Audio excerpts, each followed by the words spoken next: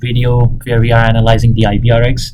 IBRX has a huge surge of 181% in last 1 month, and it's not just a pop and burst. It has maintained its almost 100% plus surge in last 2-3 weeks. So it's getting stabilized. So now let's look at like what really happened with the stock. So it went up from almost literally $2 to $6. It's stabilizing at $6 with a 30-day gain of 181%. Total volume being transacted is 17 million. So that's a pretty significant volume that's cooling off slowly. And we see it's getting stabilized between $5 to $7. So something big has happened with the company. So what's that? So let's look at their recent catalyst, FDA resubmission path, where on 20 June they got the guidance removes from the majority regulatory hunt. So what does it mean? FDA outlined a clear resubmission path for Anktiva, that's their main product, in bladder cancer. So removing a major regulatory overhang. Anktiva is already an approved in combination with BCG or BCG unresponsive non-muscular invasive bladder cancer with the carcinoma. So typically, if you can think about it, there are a lot of chemos that goes in. So this one goes along with the other chemo as well. How it stands different is like it's not a chemo that is targeted. It's chemo to build your own immune system to fight back on the cancer cells. So that's how Anktiva is less toxic than other drugs and has higher preferential over other drugs. So they have another conference coming in where they can present and get the attraction from the institute as well.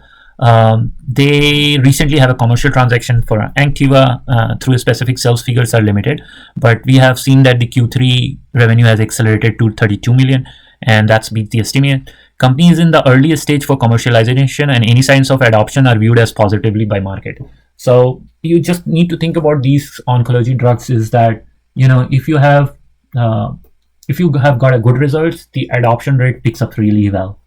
So it's and being less toxic in chemo or in oncology space is probably the second most important. First is effective and being less toxic. Sometimes people prefer even being a less toxic more preferential for their treatment. So now the another interesting thing about their drug is that it can be applied to the other cancer therapy as well. So they have phase 2 launch expand therapeutic opportunity beyond your bladder cancer. So they are going for the lymphoma trial as well. And typically, like if one of the drug is successful in one specific area, and it usually expands from one area to another area as well.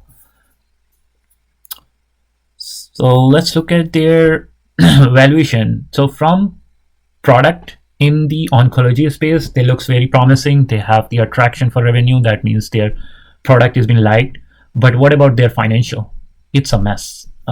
It's not unknown for the biotech company to have these kind of financial, but it's very, very, very bad, and they can blow up their finance very easily if they don't achieve something which they are anticipating. They have only one product. They have to think about, like, if it fails, then they need to have some second pathway. They have a total asset of $5 billion. The double of that is in your liabilities. So equity is your minus half, 523 million. That's literally translated into your debt. They have the revenue coming in, so it may started reducing their debt slowly. As you can see, their cash burn rate is just 1.1 year. So current price is around $6. Average is around $11. If for biotech, the DFC model suggests around $20. For high target is around $25. Again, if their drug is able to expand for the other cancer as well, they probably pass this as well. So like any other biotech company, this is subjected to a lot of risk and uncertainty.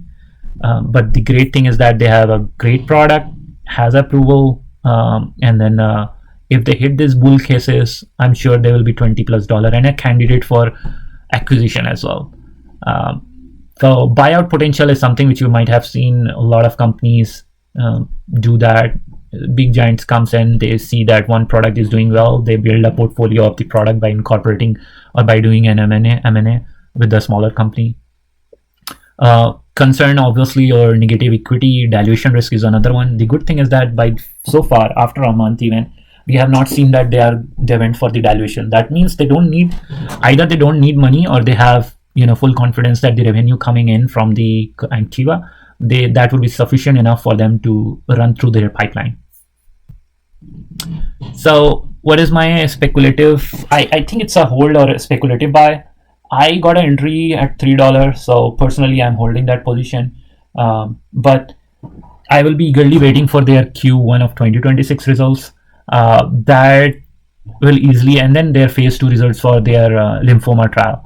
If they both are positive, then to be honest, this could easily go to the $30 and so.